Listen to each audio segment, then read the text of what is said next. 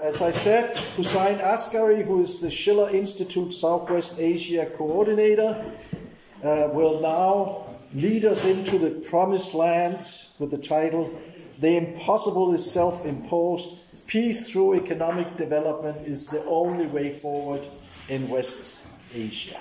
Thank you, Tom.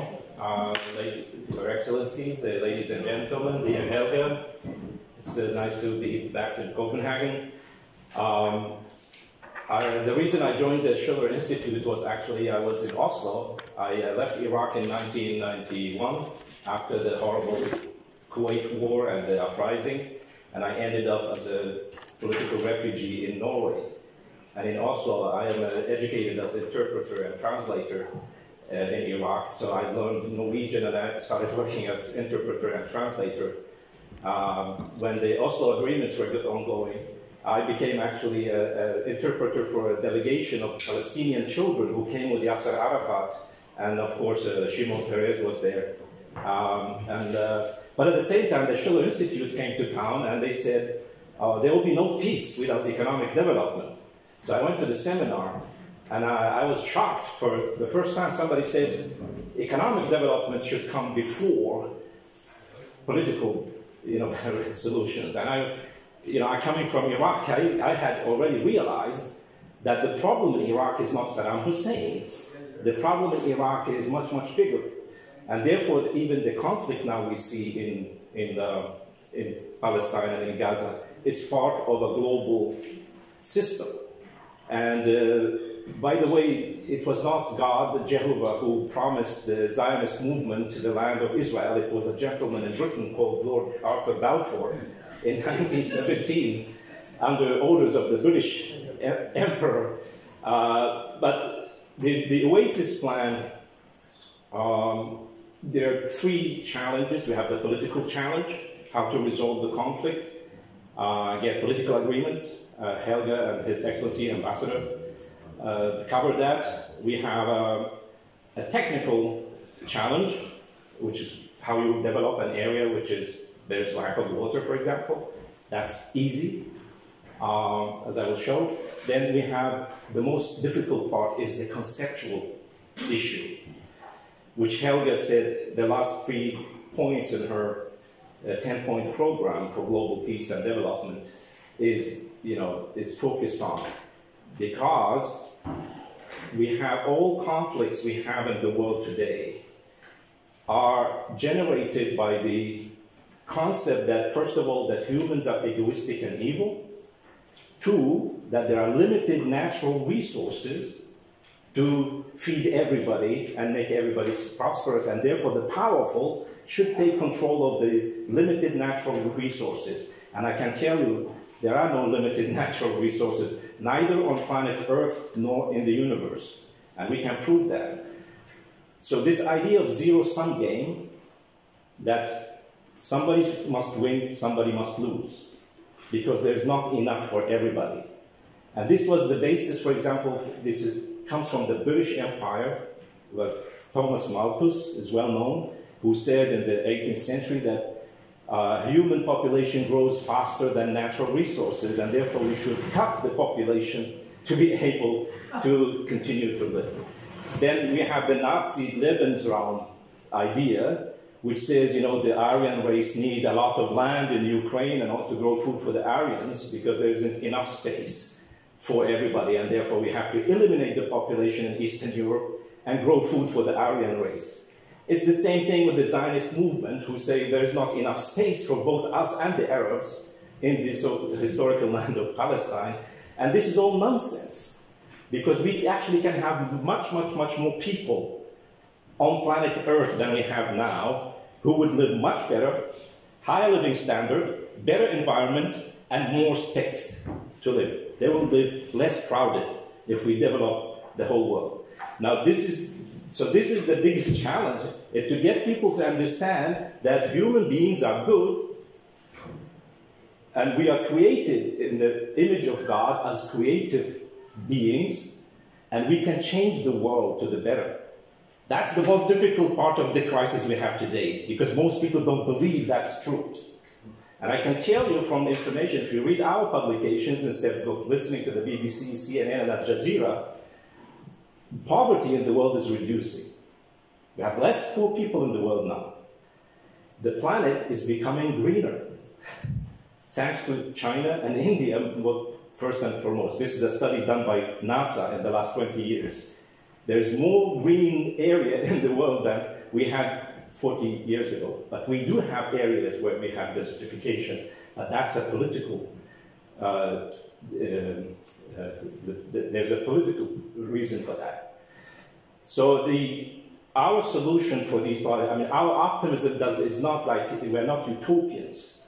Our optimism, our ideas are based on historical facts, scientific facts, and facts on the ground. The world has changed. The world is changing.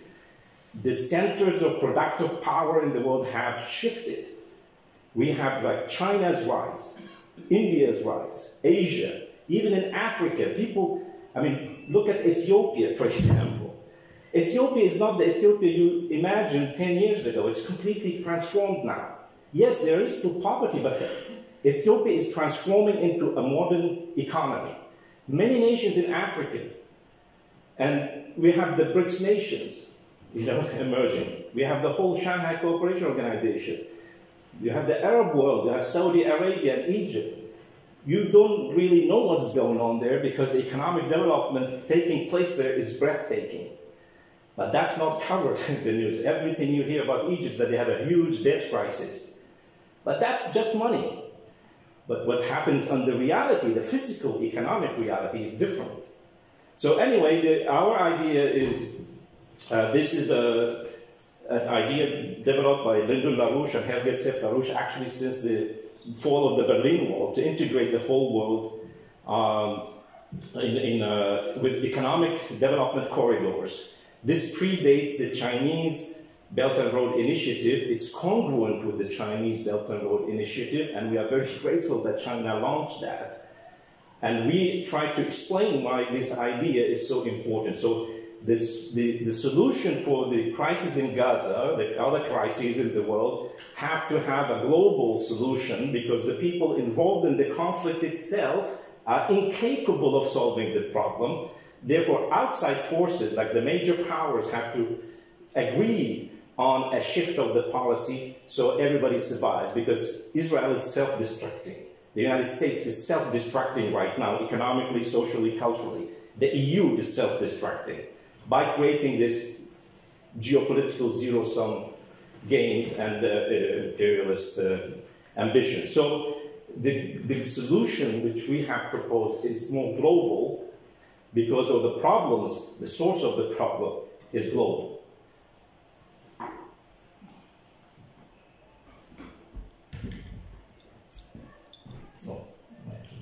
The video? No. Okay, so we look at the Oasis Plan deals with one key issue, but it's not only that. It is the problem with the lack of water. Actually, Yitzhak Rabin has already mentioned it before signing the Oslo Agreement. He said, if we don't solve the water problem, we will end up in new conflicts. And many of the Israeli wars of occupation is to control water resources around it, in the Golan Heights, in southern Lebanon, in the West Bank, and so on. So, but the problem of desertification and drought is a global problem. It's part of a larger global system. This is an exaggerated picture of, it's not only desert, these are arid areas, semi-arid areas, and also desert areas that extend from the Atlantic in Morocco and Mauritania all the way to nearby Beijing in China in the Gobi Desert.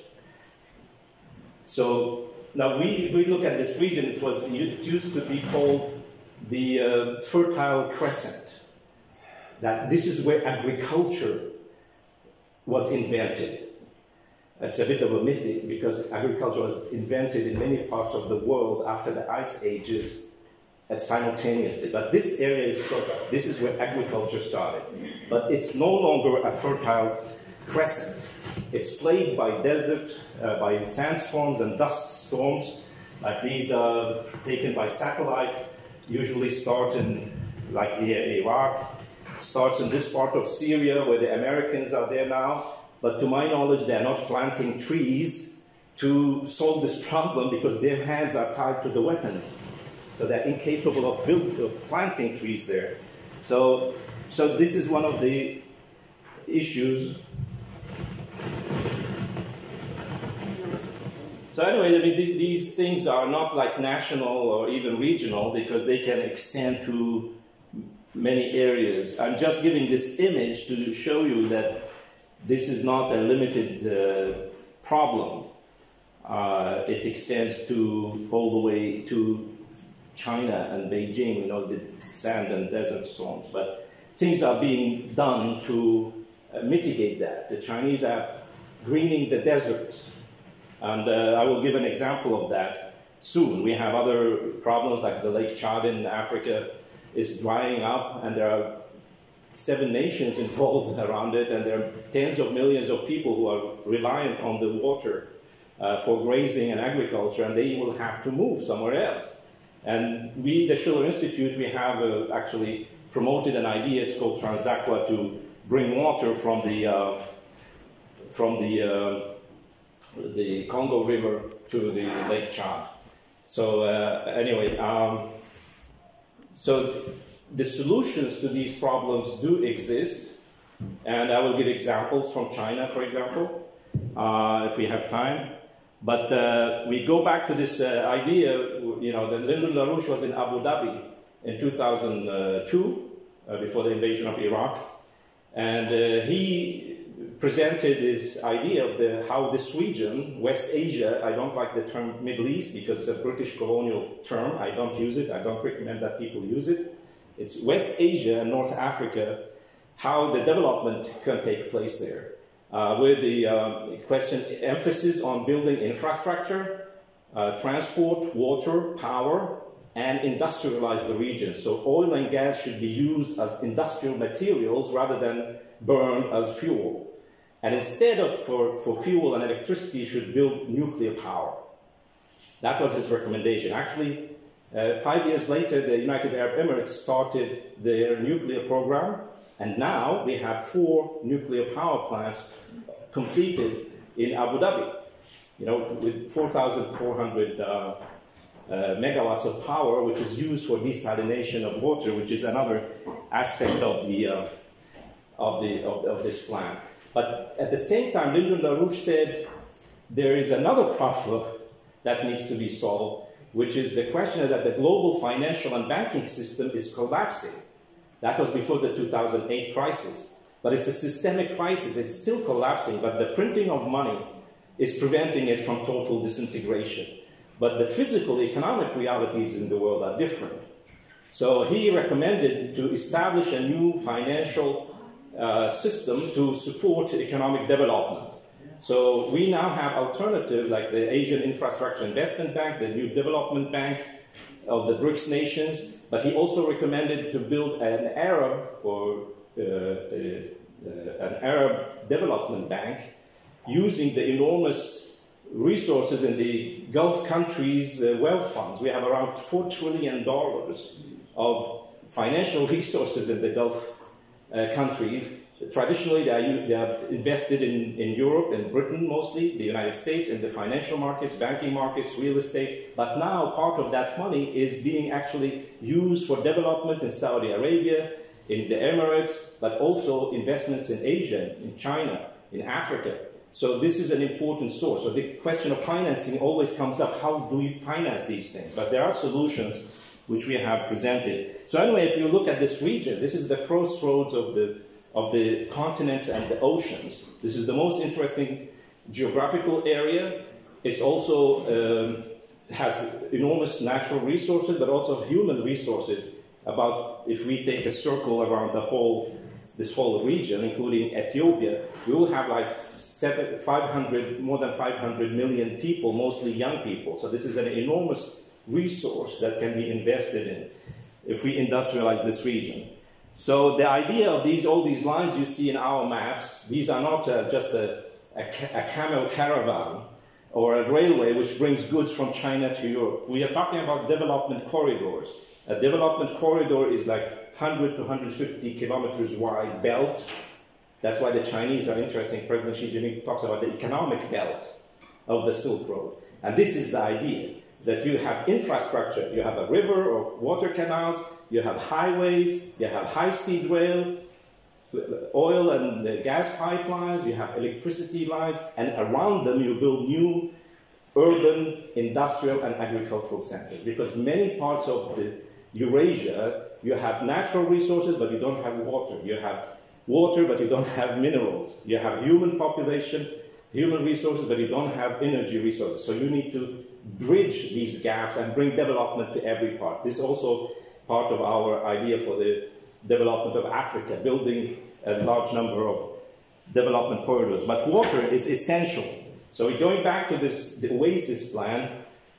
LaRouche, as Helga mentioned, already presented this in 1975, before the Lebanon war, civil war started by instigation of Henry Kissinger. And this region was kept into, it keeps burning the whole time for global strategic reasons. It's not about, Jews and Muslims or Christians and Arabs and so on. This is all, as I said, this is all created by major powers, geopolitical powers, who have this cynical idea about human beings and nature. So the idea is to, especially for Palestine, Israel, Jordan, Lebanon, Syria, the surrounding, even Egypt, the idea was to create new water resources, because it's not enough to share the water in the region. There isn't enough water in the region to be shared by the people and the population which is growing. So you have to create new resources. So this is my point. We humans are created in the image of God, the Creator, because we can create new resources. We don't depend on nature. Because if we let nature decide, none of us would have been here today.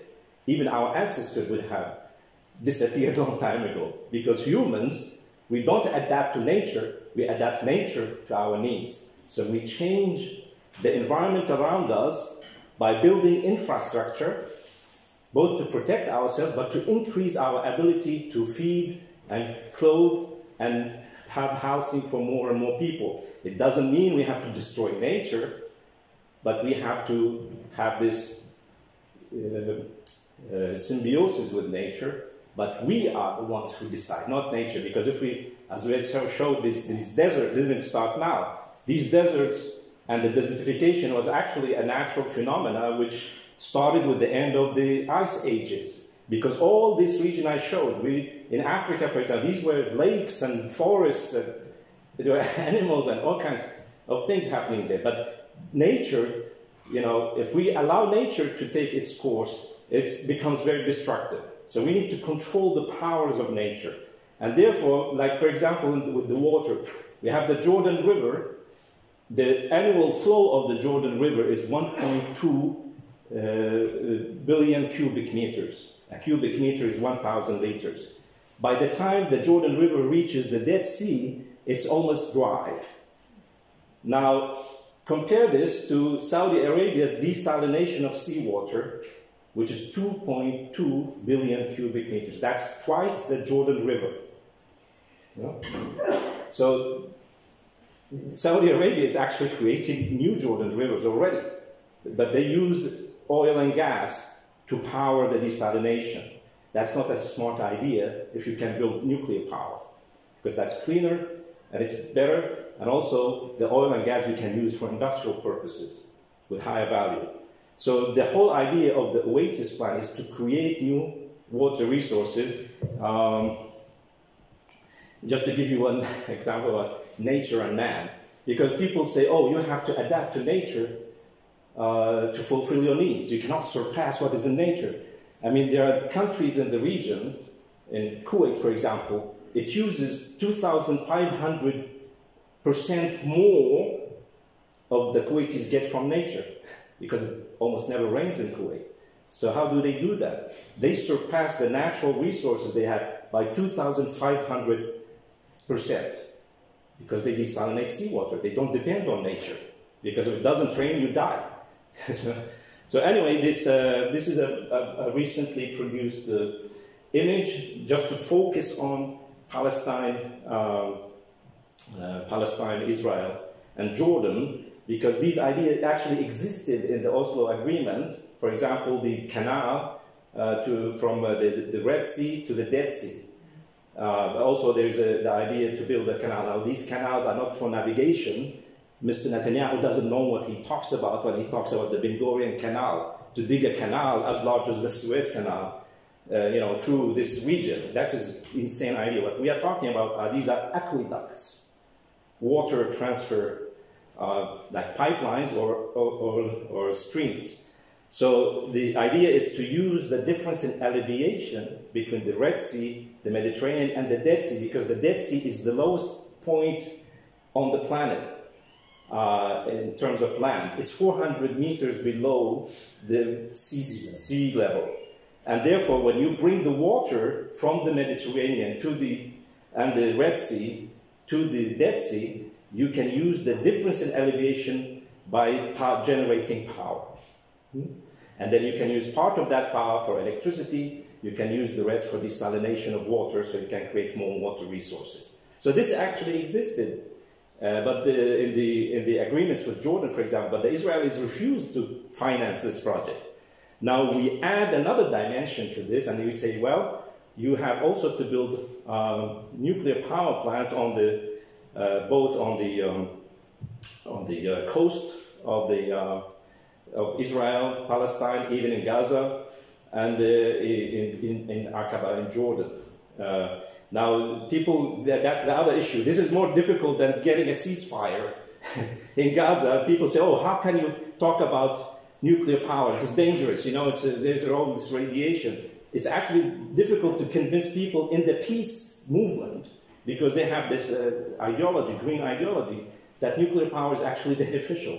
So this is a very difficult concept. But without nuclear power, we will have no chance to generate the electricity and the heat to desalinate the water. So this is the idea. And now there are many nations in the region, as I said, the United Arab Emirates are building nuclear power. Egypt is now building nuclear power with the help of Russia and Abu Dhabi, UAE. It was the Korean. Russia is also engaged with the Turkey to build a nuclear power plant, and many nations in Africa now opening their eyes for this. China is building nuclear power plants in Pakistan, 2 nuclear power plants. They don't talk about it so much because it's sensitive. Even in Pakistan, I asked my friends, is the nuclear power plant in Karachi finished? I said, oh, shh, don't talk about it. This is very sensitive. Yes, it's finished now. It's generating power, but we talk about solar energy because the Europeans and Americans would be angry with us. So anyway, but see, this is the future. And as Helga said, we can go one step further. Instead of this current fission nuclear reactor, we can go to fusion power, which would give humanity an endless source of power for thousands of years. That's possible.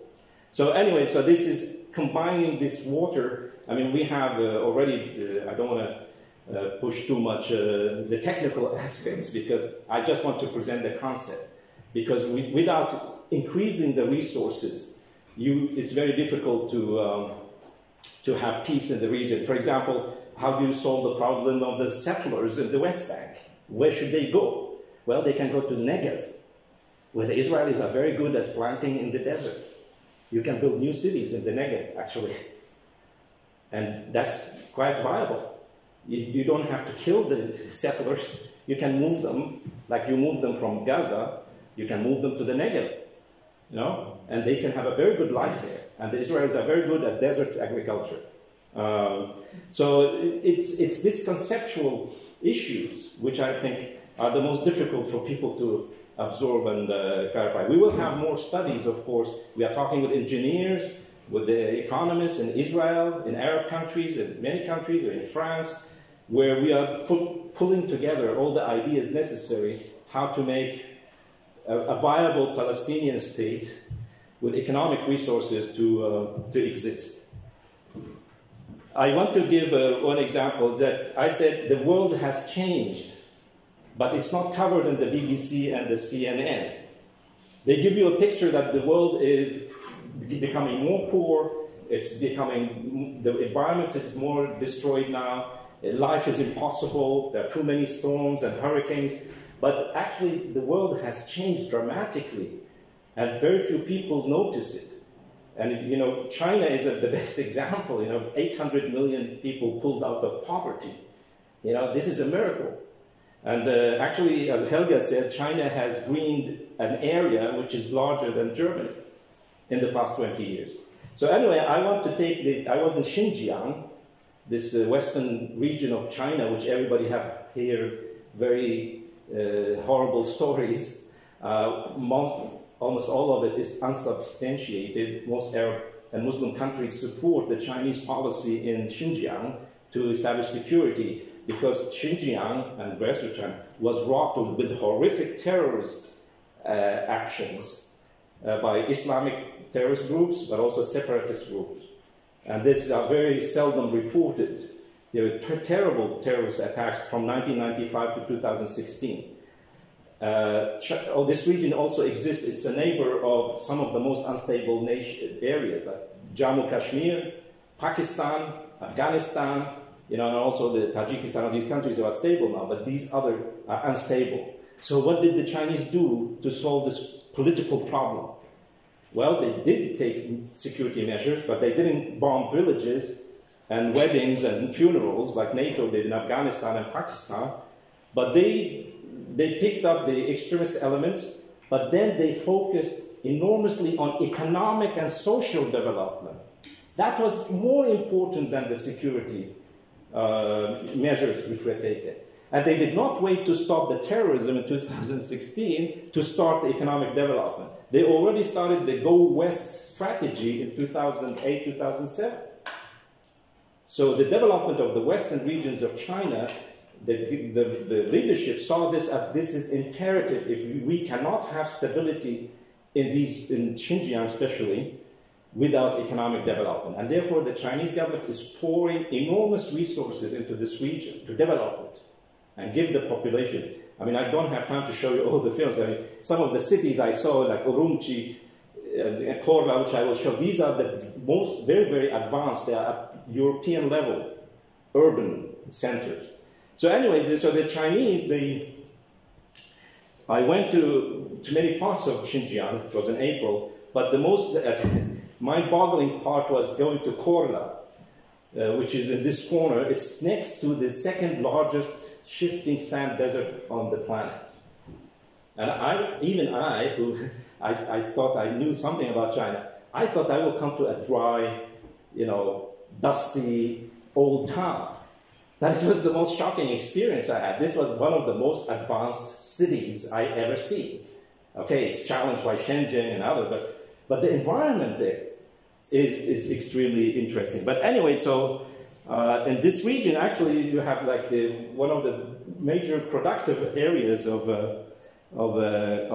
cotton production and fruit production. And you know, you would imagine this very dry. I mean, the amount of precipitation, the rain and snow in Xinjiang region is 150 millimeters per year. This is equal to Saudi Arabia. And it's half of what it rains in Afghanistan, for example.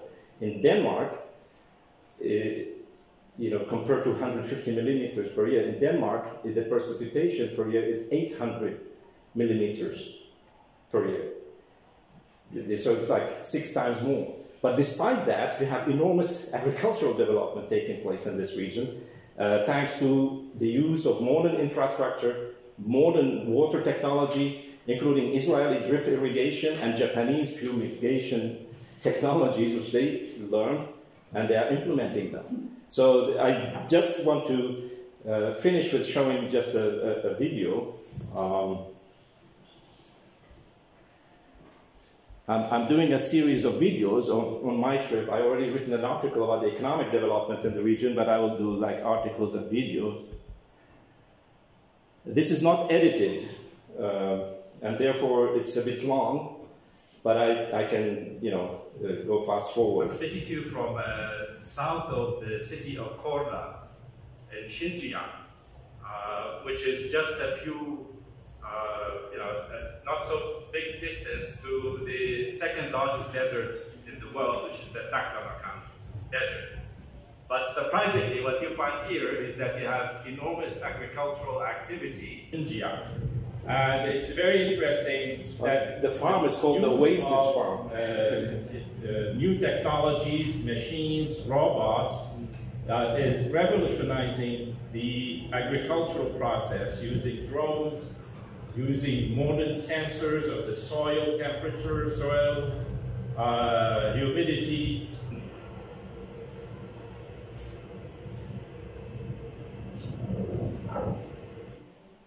You see, this is in the desert area, bordering the desert in Yulin County. It's the same region. But you can see already, you see here on the side of the road, you have these manholes. Because you have roads, you have power lines, and you have water pipes built already, before there's agriculture and urban centers. But the infrastructure is already there to have a new civilization there, to settle people there. And a lot of the land is being reclaimed for agriculture, especially for cotton production. So, you know, this is how it looks like in parts of Iraq or parts of sub-Saharan Africa. But the difference is that you start with building the infrastructure I talked about: power, water, transport. And then you bring the farmers in.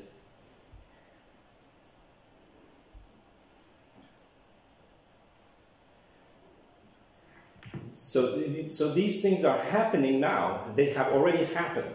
This is not something in the future. The future is already here, you know. And that's what people have to think about. Because if we follow just the news the whole time, all the horrible news about the world, we forget about the fact that things are changing and change is possible.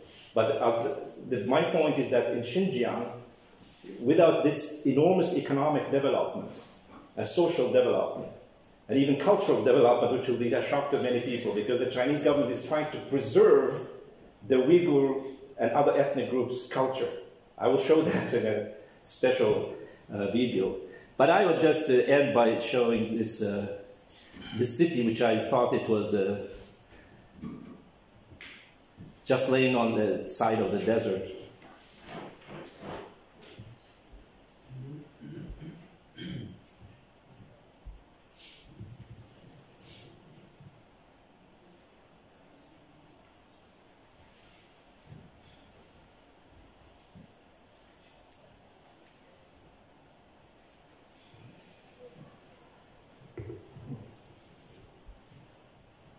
It's too slow, I think. Yeah, this is Korla. You know, I thought this is a dusty desert place, but it's one of the most modern cities, and it's green. Besides, they have built an artificial river in the middle of the city, where people take ferries, you know, like sightseeing ferries, which I did. So, you know, it's like you can transform in a really mind-boggling way, you know, using technology, using creativity, using the available natural resources, which everybody thinks is impossible. And then you can transform it into... The Korla is known for the pier. You know, it's, I think, the world's largest producer of pier pattern. Yeah.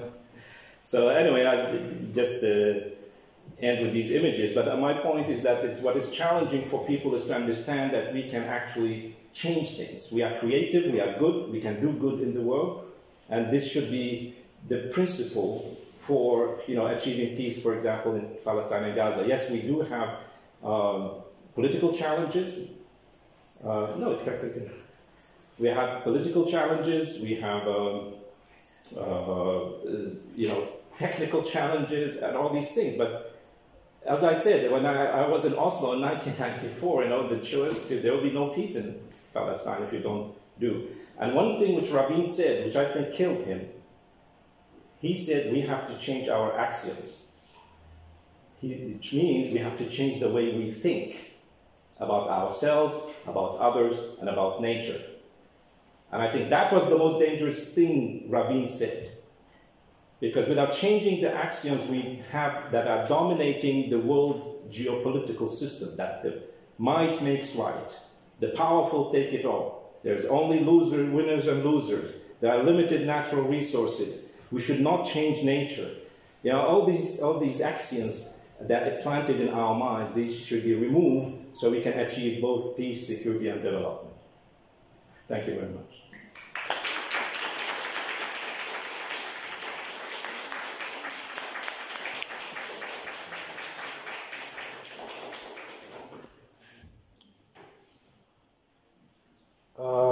Yes, we actually only have 13 minutes left, so if there's any urgent questions, else Helga is yes, we have one question here. Yes, wait a minute.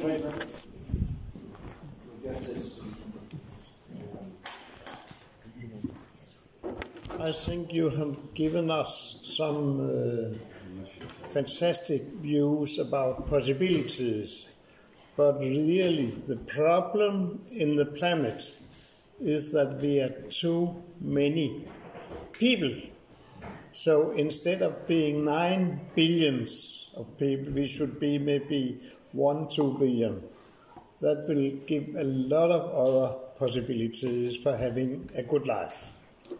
Okay, I think this is a misunderstanding, because actually the reason we have poverty in the world is that we have too few people. And this is a big problem in Xinjiang, because it's 1/6 of China's size, you know, but it has only 25 million people, the whole Xinjiang. The population in Shanghai is 26 million people. So in one city in China, you have more than all Xinjiang. And this is, for the government, is a big problem, because they want to industrialize the region, but there isn't enough people. And even in Africa, the problem in Africa is there are too few people in Africa with the tools to develop Africa. This idea of overpopulation is, as I said, this is a British virus planted, you know, like this Malthusian idea that human beings increase more than natural resources. This is the most fake, you know, scientific idea that there is. LaRouche, a few years ago, he shocked people by saying we can have 100 billion people on the planet Earth who have a better life, better environment, and less crowded. Because we live only, take Egypt for example, people talk about population density. I did a study on Egypt. I mean, there's an article you can read. Egypt's 100 million people live only on 7% of Egypt's land. The rest is just empty. And everybody's complaining it's too crowded here. You know? And that's why the Egyptian government is expanding to the desert, bringing water to the desert, building new cities and agriculture and Sinai. So this mythology of overpopulation is very, very dangerous. And I know it's very widespread, especially in Scandinavia. So I'm sorry, but that's not true. We need more people on the planet. And by the way, we don't all... Yes.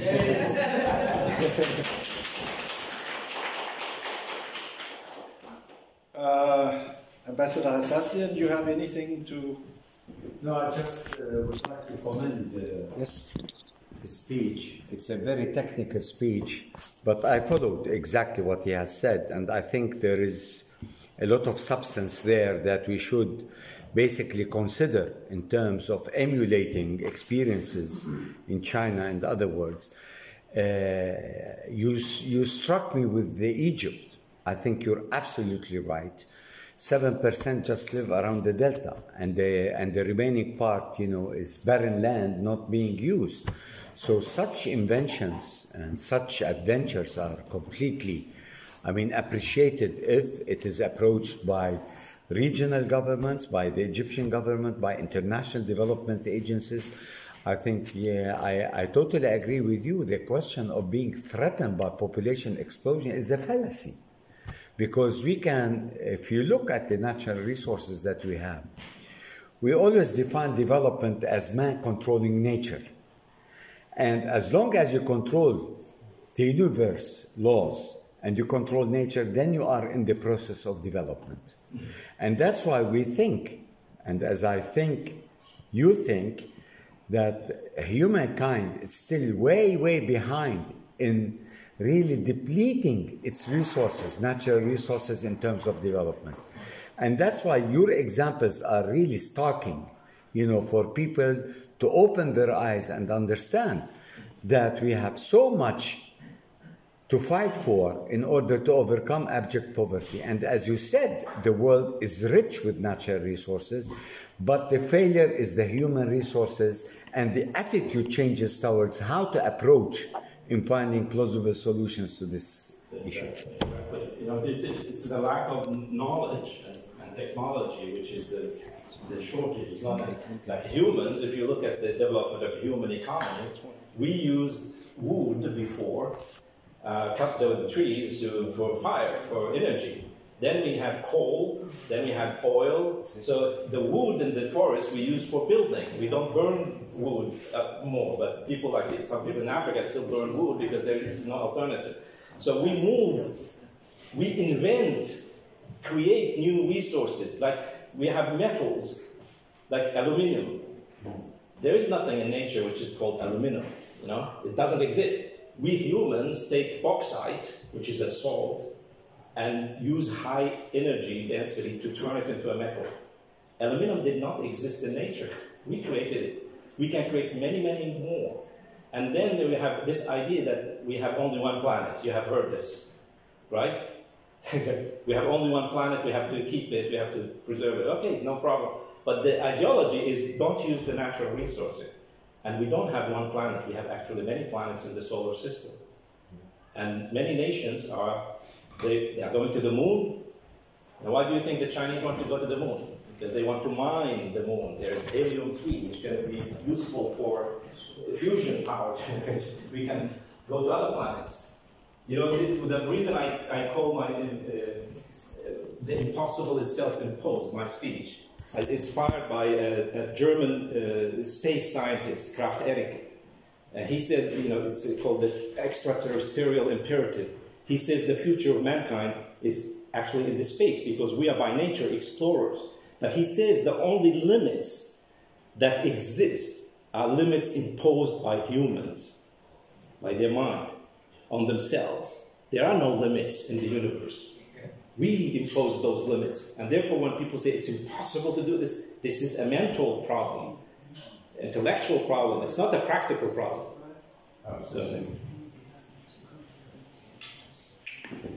Please. Yes. The short words now. Thank you so much. I'm from Niger, Sahel region. Our country fights against terrorism since more than 10 years. And we use many military intervention, MINISMA, Barkhane, Takuba, but they don't end this phenomenon.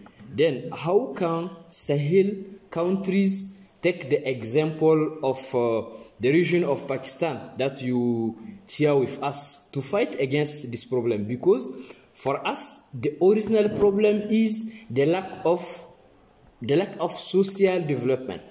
Thank you so much. That's a very good question because I'm a bit aware of Niger actually because I know a gentleman who was trying to explore the groundwater in Niger because there's enormous groundwater resources which the Europeans and Americans are not so interested in finding because they say it's limited, keep it for the future generations. But also, you have the uranium, you have other things. But the thing is, like, the problem in the Sahel countries, the reason why terrorist groups can recruit more than the government is because the terrorist groups can pay salaries. The government sometimes cannot even pay the police and military. So if you have a family to support, you go to somebody who has money to to pay for the food of your family. And that's the big problem. I know there are many countries in Africa, they cannot pay the police and military forces because of lack of the economic development. So this is already there, you have a big problem, where the terrorist groups have more money. Of course, they use drugs money, easy money, they also support it from outside, so they have more resources than the government itself. And that's an issue. So if you don't start with solving the problem of economy, social, it's not going to happen. And that's very important. That's the thing. We just... You have to turn it on. Thank you. Thank you, Professor, for... Yeah. Okay. Thank you, Professor, for your bright lecture. I'm Salih from Burkina Faso Embassy. I want to react from the response you gave about salaries that a terrorist group give to the new or the young people they recruit. I want to know for your information, from where do they get this money, and a lot of money than our governments? Because my country also, Burkina Faso, is concerned by this problem. Thank you.